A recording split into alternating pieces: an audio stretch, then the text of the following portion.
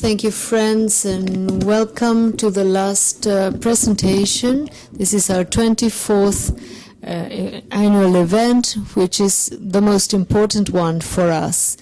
Before moving into our presentation, let me tell you something. Yesterday I talked about bitcoins. Maria Laura was very busy. She was not present. So when I told her, Maria Laura, that I had promised to put she should promise to put a sign saying we accept bitcoins accepted here. And she said, what is that for? Because she was not present in my presentation. I know Maria Laura. And I was not going to talk about Satoshi. I said, it's for us to sell more. It's already there. It's already there. This is our door. Well, let's move into the keynote message. What inspired this presentation was a question raised by Peter Thiel. He's a mythical character in Silicon Valley. He was one of the founders of PayPal. He's a reference in the entrepreneurial world. In one of his books, he said that when he hires people, he asks just one question to them. And the question is, what important truth do very few people agree you on? So that kills them. That was my first thought. It's their first job, and instead of saying, what was your grade for database 2, he's asking you what important truth you know and nobody agrees with you. And I spend some time thinking about this. At the end of this presentation, I'll give you my answer. But I was interested in what he answers. His answer to his own question. If he were asked that question, he would say the following. Most people think the future of the world will be defined by globalization. That's what defines the future of the world. And he says no. He says technology is much more important. So in a way, he says that there is an opposition between globalization and technology, that they are antagonistic. And that's very controversial. Most people will not agree, will say there is no antagonism between globalization and technology. But Peter says, yes, there is. And this technology is much more important. I was thinking about this, and I believe I never had this concept, but we in our tech always paid more attention to technology than to globalization.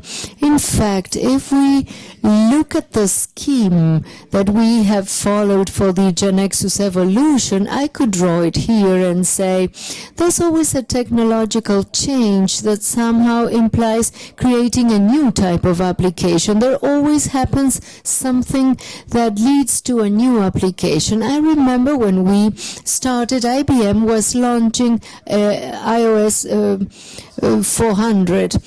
It's AS400, and we had to create new relational databases, and we generated a new version of GeneXus, and with the new GeneXus version, we went out to the community used it, and later on, the community ended up by adopting the technology. That's a cycle that explains why we exist. All has a beginning, and the beginning is technology. So my presentation today is around how this, what is the moment we live through? What is going to be the next cycle? So let me start by talking about technology. If something is clear today in the type of applications that we need to do, or the technological change that is more influential, well, this is what started as the greatest revolution with smart telephones and tablets, the smart devices, as we call them. It all started with that. And after that, there was evolution. Between 2007, 2010, or 11, there was a revolution. But the point is that today we don't have a revolution. We just have a more mature market. We have evolutions, but the strength, the force of this change diminished. And what we have today in terms of smart devices is something more stable. We have a market that is much more mature.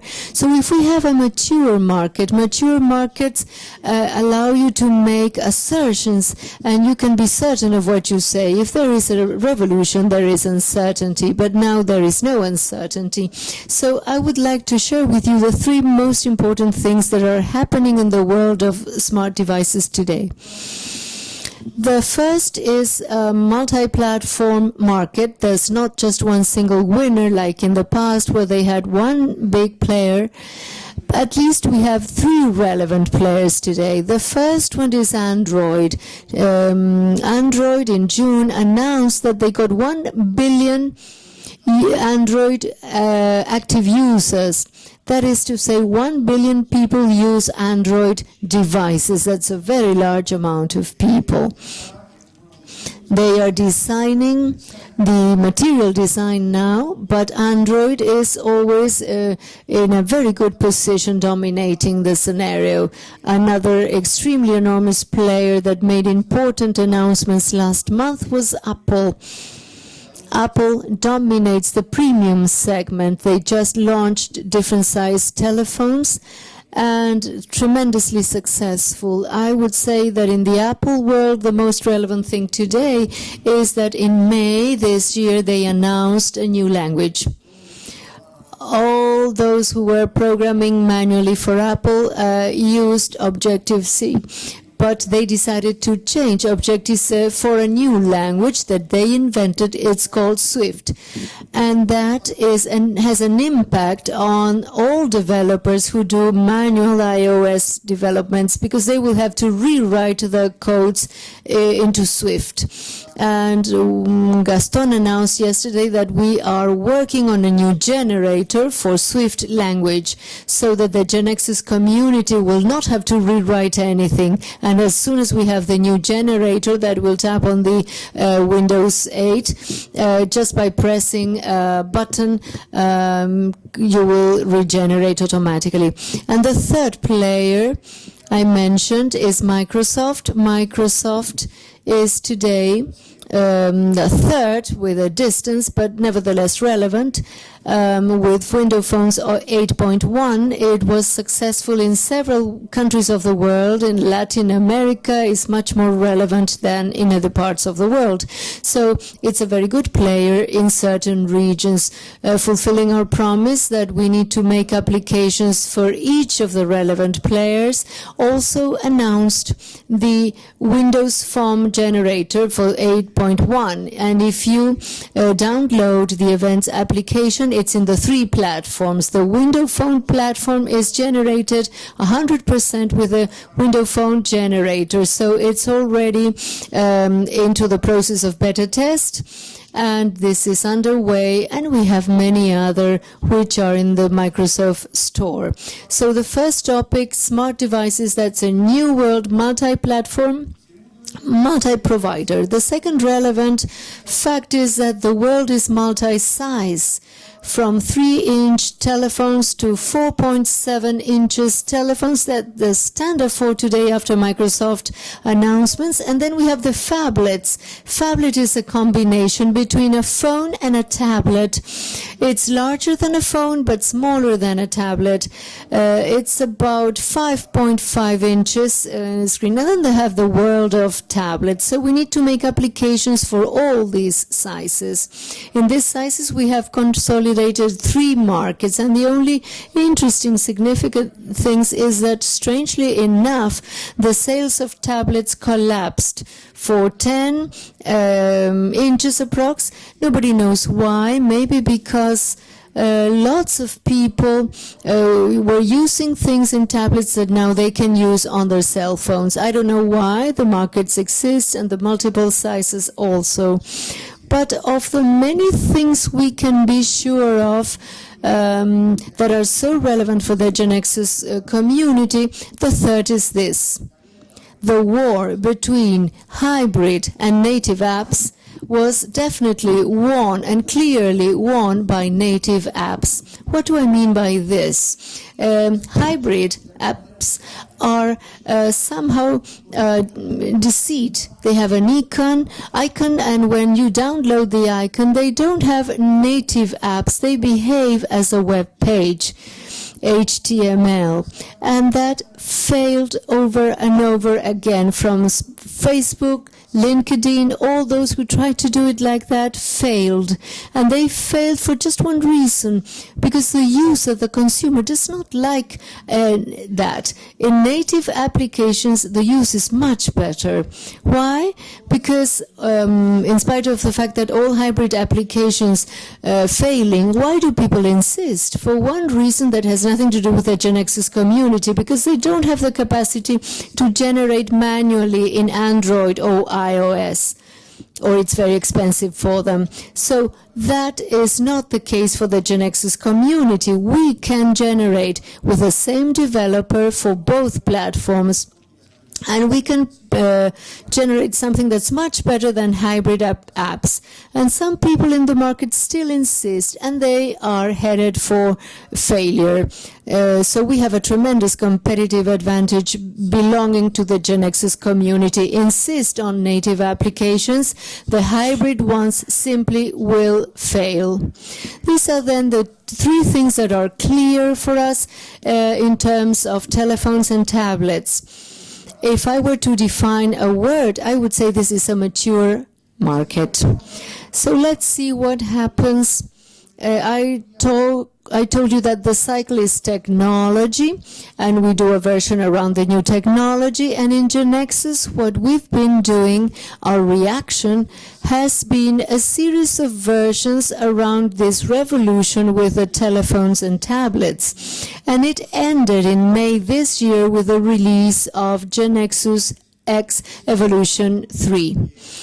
This is the version as technology reached maturity. This is the version that we consider is mature enough in the three basic pillars of this version. The first one is the mobile part. The applications that we can generate in mobile today are very, very sophisticated. They can work online, offline. They have user interfaces that are sophisticated, transitions, animations, etc. So the things we can do with Evolution 3 are very sophisticated applications. In the case of web, we work with the web responsive. Web pages adapt to the devices, to the tablets or the telephones. And don't mistake this with the hybrid applications. One thing is an icon with HTML, and the other is being in a tablet, looking at a web page, and I want the web page to adapt to the tablet, and that is called web responsive, and we have worked this a lot in Evolution 3. And finally, we work a lot on basic things for larger users, for users who are worried for security, how to understand large knowledge bases, etc., etc. So that is basically what we've been doing. Now, the question that follows is, what did the community do with this version? First, I would say 20% of the GeneXus community in X is doing Evolution 3 as from May this year. That's a good number.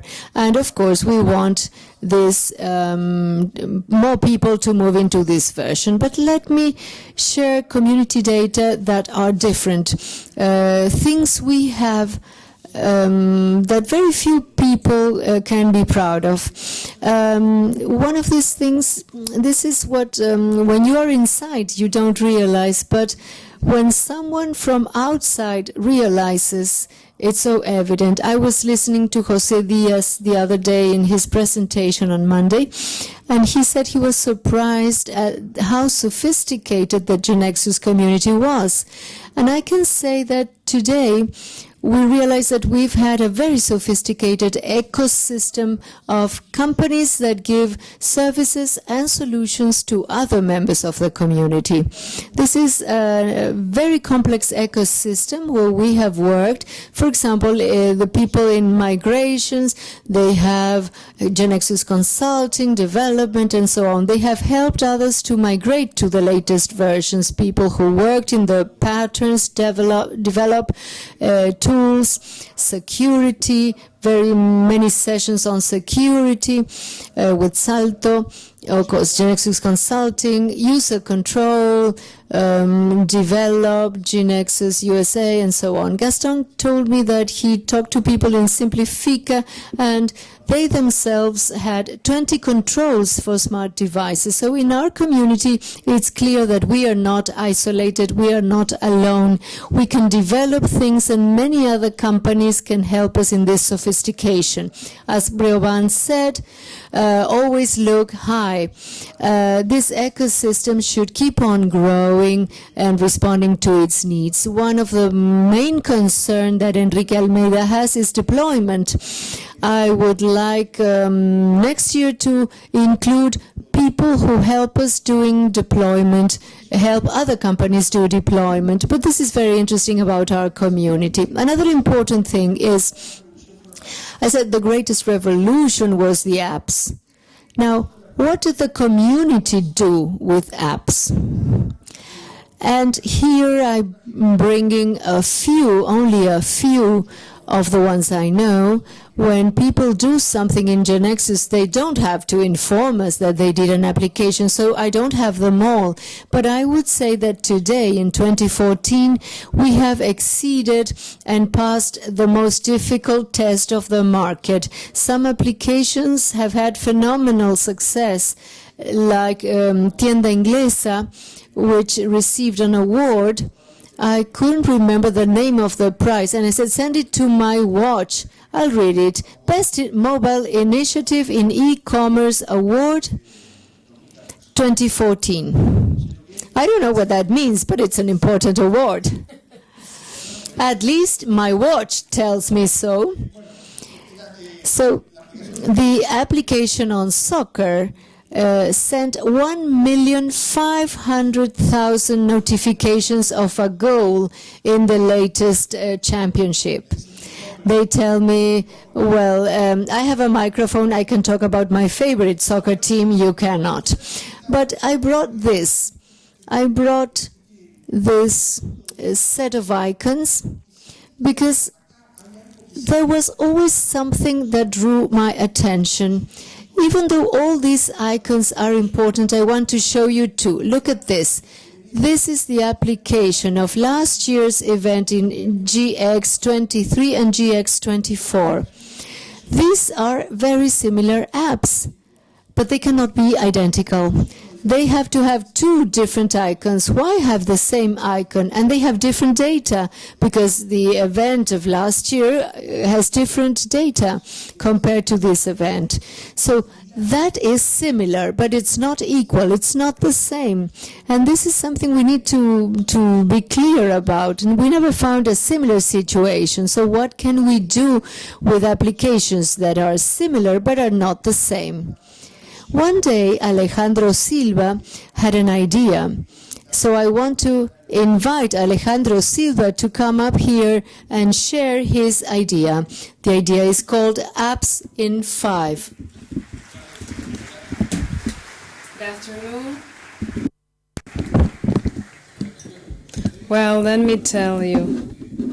The idea is to solve that precisely. This is a factory of applications. If there's someone who knows nothing about programming, it can come to us and it can build an application either for tablets or smart from end to end. So from the very beginning until you do the deploy on the stores. An example related to that application that you mentioned. If I want to build an application for an event like this one or for any other event, I need to go to the Apps in 5 site, and in 5 steps I can build my application. I just have to tell Apps in 5 that I have to define my color palette, the logo for the company, etc. And then the Epson 5 site sends the user a spreadsheet. It emails a spreadsheet. In the case of events application, this would have sessions, presenters, nearby restaurants, etc. With that template, Epson 5 generates an application. Yes. Based on the data, you generate an application. You don't have to program anything. No, you just have to load that with whatever you need to load. The template is preloaded with some data so that it is easier to manage. And with that, you will obtain a template. Then you have to upload it to the store. And after that, the user can even change that template. And automatically, when the client who downloaded his app's application enters, and then so you have built an applications engine for events. Yes, for events and other things. We have one domain that's for events, and we're working on others as well. This is the first one, which is in beta, but there could be another one for restaurants, etc. Could you have other domains? Yes. For example, Peso Book, my application. Yes, this could be useful for a health club, but they could add their own logo and their own branding. So instead of saying Peso Book, it could say maybe such and such health club and the name of the health club.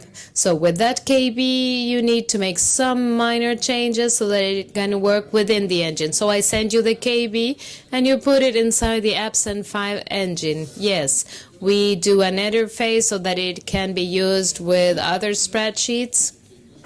And with that, it is added into the engine, and it can be marketed into a sort of freemium mode, and the health club will pay a monthly fee for that. So instead of inviting people from the community, we should have invited people who own health clubs. But since you're all here, we would like whoever has a KB to contact us. But wait a minute, you are charging that health club? Well, yes, the health club pays for what? For your application, a monthly fee. So it's like a lease. Yes, it's a monthly fee, and we share the result. It's a freemium model. One option will be given for free and others with different prices according to the features provided. Part of the advice that we give is how to use the application in order to have the freemium model or whatever model you want to have. So anyone can come to you with any KB? Yes, any KB for smart devices application can use this with some minor changes. The interesting thing about this is that we started from a spreadsheet that's very close to any end user, and we end up with a very sophisticated applications. Is anyone else doing this? No one else is doing this. No one is starting from the idea of a spreadsheet and then reaching something so sophisticated on the other end. Of course, this is on top of GeneXus technology with Evolution 3. So you're generating a group of applications that are further distributed to each one. Thank you very much.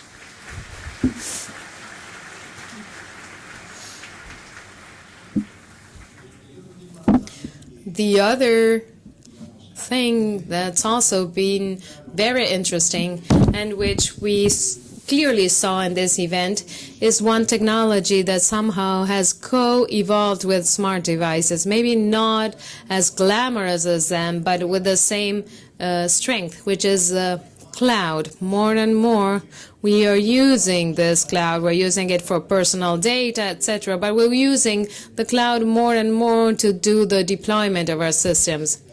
We have very clear proof of the importance of the cloud for the community. If you see if you hit F5, you know that you can send prototypes to the cloud, Amazon cloud, and a number, which is a unique number that we have. And actually, the people from Amazon came to us to see what was happening because of the high numbers. We have uploaded more than 48,000 prototypes to the cloud by more than 12,000 developers. So this has been a huge amount of people who are constantly uploading prototypes to the cloud. This is also proof that what we say, that this way of building sophisticated system is through incremental development based on prototypes. And this is proof that this really works. So the cloud has proved to be a great leverage for prototyping on the cloud. There's nothing to be installed. Everything is pre-installed. You just hit F5 and that's it. And anyone can do this. As I said from the very beginning, we have the Amazon cloud. And for me, I'm really proud to be able to announce that we're also working as from today with IBM SoftLayer so that you can prototype your applications with no cost, same as you do in the Amazon cloud. So you can do this in the IBM cloud just by writing the URL that you have there, and you can start prototyping whenever you want. For me, this is a source of great pride because we have a long-standing relationship with IBM. We started our first growth stage around IBM AS400. And there was a sort of symbiosis in our needs. They needed development tools for the AS400, and that was precisely what we were creating. The world of the technology evolution is really interesting. It somehow seems to be in circles. Now, in 2014, we seem to be along that same symbiosis. IBM has invested in many data centers around the world with an interesting cloud, and we have a community that, as from now, can prototype and put its applications on the IBM SoftLayer cloud. We are also working, and it will very soon be ready for the Google cloud as well. I'm talking about prototyping. What am I saying? I'm saying that it's very easy to hit F5 and prototype. But here there was something that was missing. Something that we had been detecting was that people were developing the application and prototyping very fast until at a certain point they said, this is ready, this is okay for production time. And from then on, it took too long. And we were not helping there. From then on, we said we have to go to the cloud, see what needs we have, etc., etc. And sometimes it even took months after the application was ready, and the application couldn't go to production because things had to be done and things were happening. Also in that area, we had the need, we felt the need that we had to help. And in this case, the solution, Armin Bachmann and Jose Lamas found a solution. They came to me. So I want to invite Armin Bachmann. Armin, can you come to tell me? Hello, Nicolás. There's no one looking at you, don't worry. Well, we believe that to publish an application, a solution, that's part of doing it. And on the other hand, we had a success story that you mentioned about the deploy to cloud to prototype. So users in such a way could take their applications to the cloud. So we said, we need to take this to more people so that in such an easy way, users can publish their applications on the cloud, but in production. So we need to improve this a little bit better. Not just prototyping, but for production. So the announcement is about this. This is a set of services in terms of GeneXus Cloud. GeneXus Cloud will allow you to very easily put the application in production on the cloud. What cloud? Any cloud. all the leading clouds. We are working side by side with IBM, Montevideo.com, Red Hat, Google, Amazon, in order to have that in all those clouds. Let me see if I understood. Since you have F5 and now what will you have? F6. Yes, similarly, we will have a similar command. But I just need to ask for additional data according to the size of the application or its features or user preferences as to what cloud will be used. We need basic data. Based on that, we automatically set the environment on the cloud, so you can do that very fast. Yes, the client requests that. We quickly set that environment, and automatically the client can start uploading applications to production and to update them. Excellent, perfect. So we will be working on that. Thank you very much, Armin.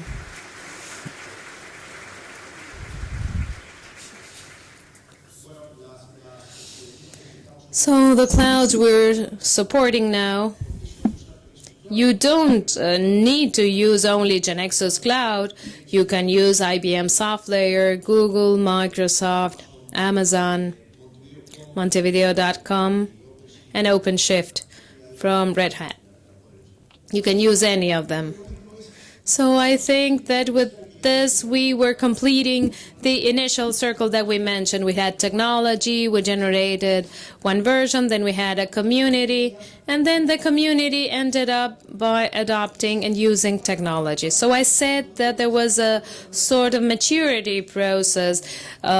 We all matured. So what is next? So we were undergoing this process, and what will happen from now on?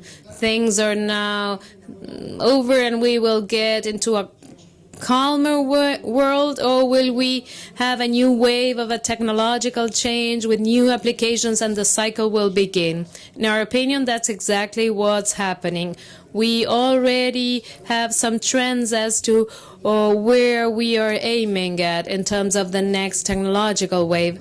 So I will do some sort of future guessing, and I will tell you which, in my opinion, will be the new innovations in terms of applications. And for this, I can show you this on the screen, but I can show you it here. This is a Google Watch that I've been using since June, and this is one of the so-called wearables. I don't know how to say this in Spanish. Tony will be mad at me because I wasn't able to translate this into Spanish, but these are just wearables, things that I wear. He said ponibles, which is a word in Spanish. Jorge Juan Mastro Pietro has just translated this word into Spanish as ponibles. Perfect. If you can defend that, well, then I will follow you. The thing is that Google already announced this, and also Apple.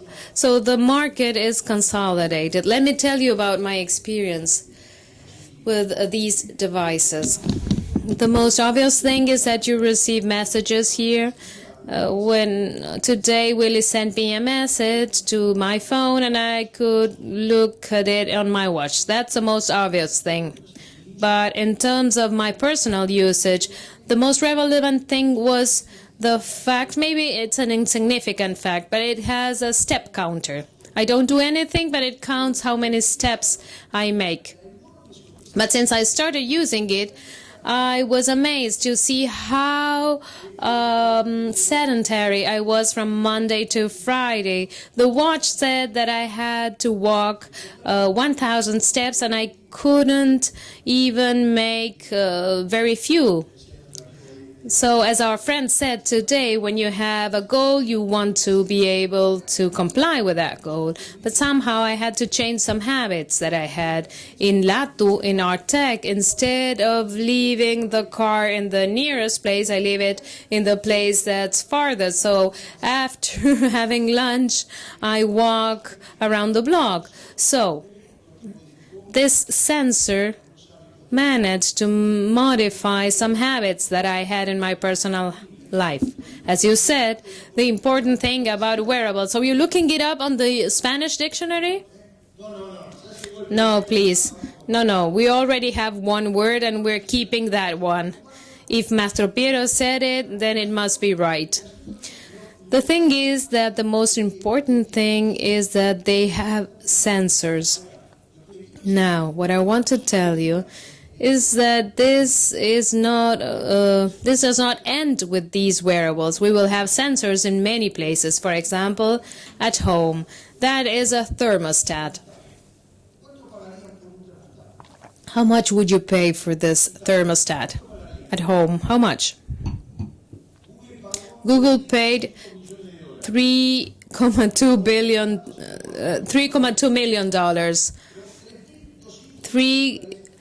$3.2 billion for a company that was only manufacturing a home thermostat. Why did Google pay so much for that? First of all, because they had such amount of money.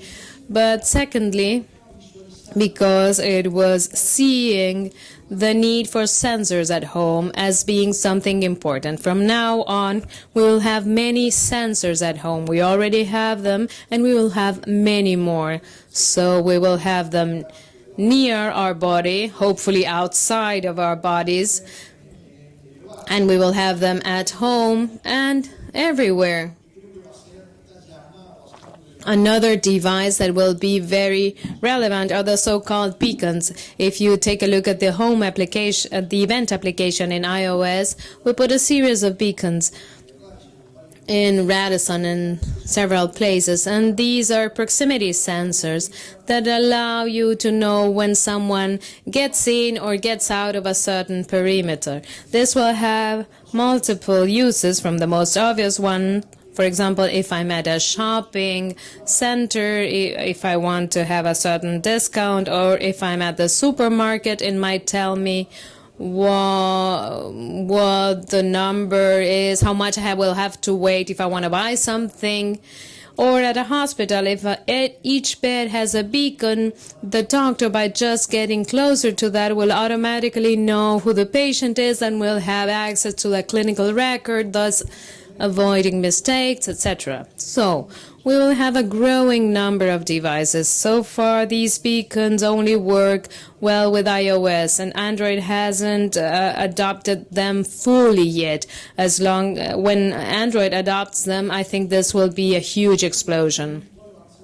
If I have to sum up which the next wave will be, there will be sensors everywhere. Sensors everywhere. Someone has called this the Internet of Things, but basically what we will have are sensors everywhere. And what does that mean for us? What are we talking about in terms of applications? So we are heading towards a new type of application. Because if we're going to have sensors everywhere, one of the most important points is that data entry will not be as important, because data entry will be generated by sensors. Actually, we will have the opposite problem, where many data will be generated automatically. So the data entry will not be as important. Secondly, we will need to integrate more and more with sensors or with other systems. Third,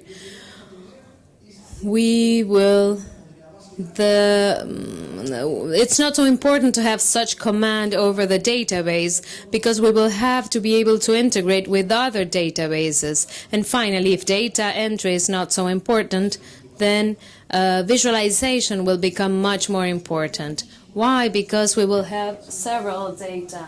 I will have to see how to present all that number of data in a relevant way. And that, for me, implies a new type of applications. How will we react to this if we get back to the GeneXus world?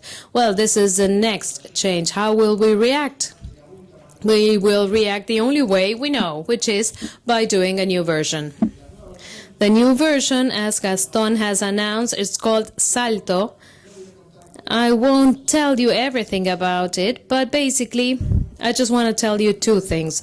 First, if sensors are so important and integration with systems is so important, then the question is, how will we do it the GeneXus way? How will we make it easy? I don't want to have something that's super thorough. I want something that's easy. the easiest thing that we have are transactions or for each. Those are the two easiest things that we have. So we want sensors to be seen as a transaction that can be used in a for each. And if I have to integrate with SAP, with K2B, with Van Total, I just want that to be seen as a transaction. The technical name is dynamic transactions. And this is one of the approaches that we want to have for these type of applications. I was also telling you that an important thing was about visualizing this. How will we see applications in a better way? And here we always had one of those things, and we felt that we needed to improve this a little bit. We always say that the important is to have incremental design. But we were always having trouble in terms of graphic design because it wasn't so incremental. It was either all or nothing. And when you wanted to make a change, it was always difficult to make changes. This was something that was always complicated. And the ones who brought a solution for this were Federico Assato and Willy Pasquero, who presented me with an idea, and this reminded me of something that Paul Graham said. He said, let's assume that you have had a fight with a very big guy and you're a small guy, and the big guy is chasing you, and then you get to a place where you have a stair that goes up and another one that goes down. Which one would you take? The big guy is chasing you, you're a thin guy, and you have to either go up or down. What would you say is the best thing for you to do? What Paul Graham says is the best strategy is to go upwards, because if you go down, the competitive advantage becomes smaller because the big guy will go downwards too. But if we go upwards, it might be difficult for us, but the big guy will have a harder time still. So in complex situations, you don't have to go down, you have to go up. So in this case, for us, going downwards means to, and this is what we were thinking about, was trying to have what you see is what you get editor type within GeneXus. Federico Assato and Willy Pasquero came with an idea to go upwards in the stair, and I want to invite Willy Pasquero to tell me what this means in terms of going up the stairs. Willy?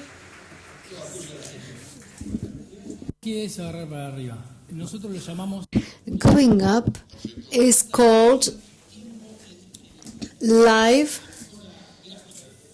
editing. I will show you a demo, and I will need your help.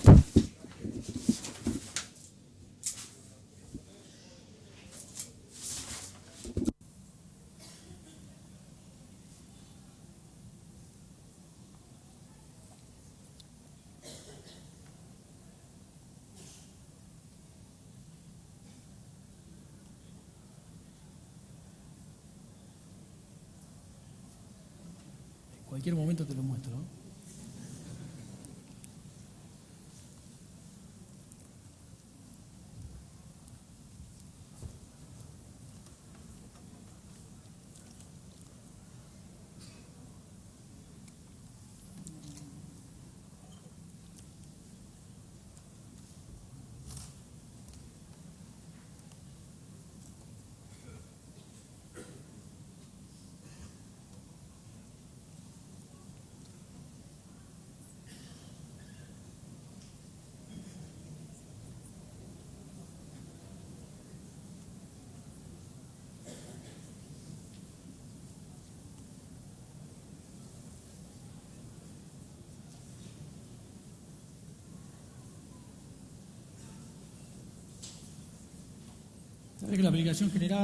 Well, this is the application.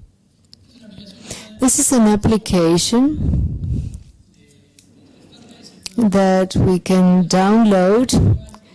It can run on smart device or web. In this case, it's for iPad, a smart device for iPad. Can you see it well? What you see there, is this my tablet? Oh. You installed that in my, yes, it was much more difficult in my own. So, one of the things I want to show is what it means to do live editing. Live editing requires, for example, to touch themes, that is to say margins, colors, fine-tuning in graphics, most of that. I will make a change. This is the GeneXus editor that we're using for the theme for this application, and I will make a change.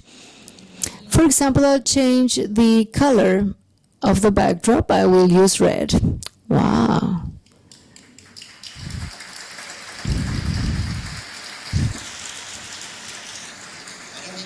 Stop. I did not understand. You changed my screen. When did you generate this? Well, the application was generated, it was running, it was in a mode, edition mode. It's edition mode.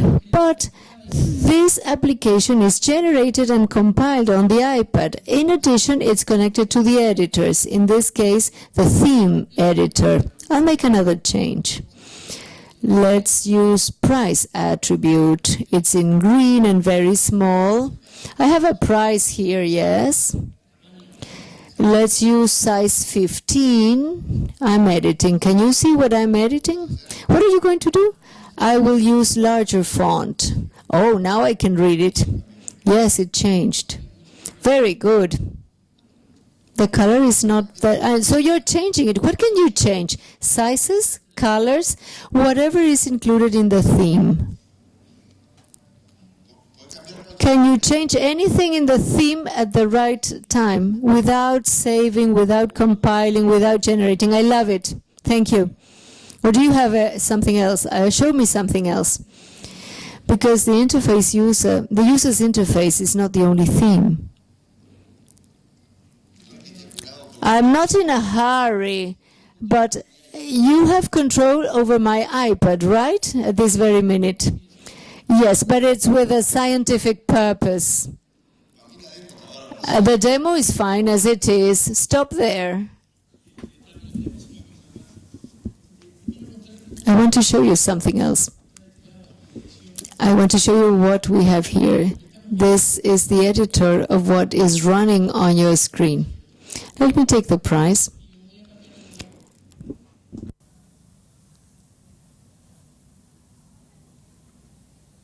Opa. That's wonderful. You change it. You change the layout. I changed the screen. Not only the theme, but also the screen, and you change everything automatically. The object has not been saved. It's not saved. This is an editor, just an editor. It's the editor that ordered the change. I love it. Let me show you something else. Okay, go ahead. Is it necessary? See that it works. Check to see if it works. Is it working? Yes, it's working. Use it, I mean. Okay. What is it doing? It shows me the nest. I clicked here and I see a thermostat. Well, that happened because there's one event. You are running this thing here, this event. When you tapped here, close it.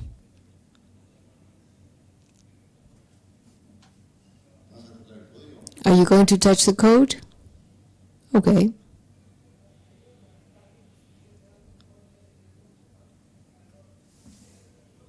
What do? I erase the event, but you change it over there. Now try to tap it and see what happens.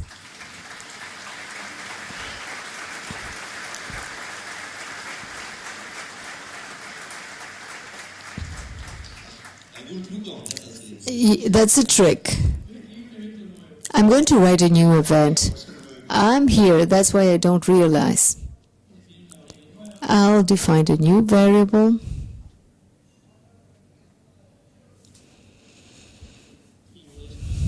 And I will call Twitter. What? I'll put here hashtag and the image. What I wrote here is I added one variable I asked it to define it. I wrote image.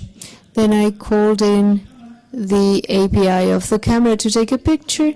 And when that photo comes back, I have a call for the Twitter application. I'm sending the picture and the message. So if you run the same event as before, something else should happen. Okay, here I go. Oh, the camera.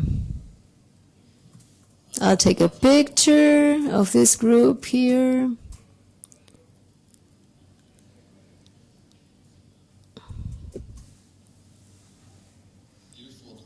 Oh, here is the picture. Twitter. Do I send it? It's your iPad.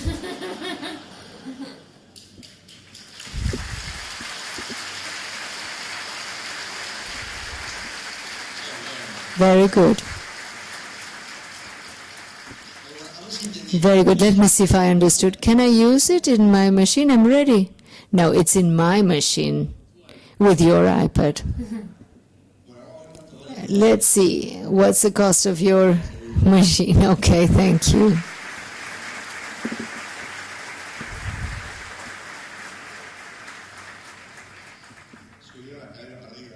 They went up the stairs, right? As Willie said, this is called live editing. And this is the end of our keynote presentation. Remember, I promised that I was going to answer Peter Thiel's question. His question was, what important truth do very few people agree with you on?